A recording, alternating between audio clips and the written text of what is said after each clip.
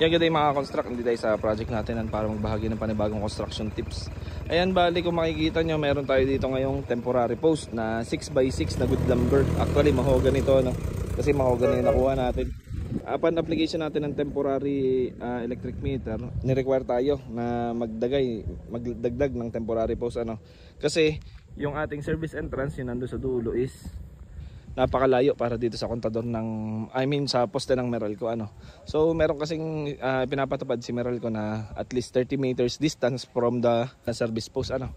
So pagka malayo, pinaglalagay tayo ng temporary post para maiwasan natin yung saging ng ating linya. Ayan. So meron tayong pedestal dyan, buhos na yan. Then nagpalutang lang tayo ng ilang RSB para mayapos natin yung ating temporary post, which is yung good lumber. Ayan. So yun lang po muna ang share natin ngayon. This Engineer Barlan sharing another construction tips. Thank you mga construct.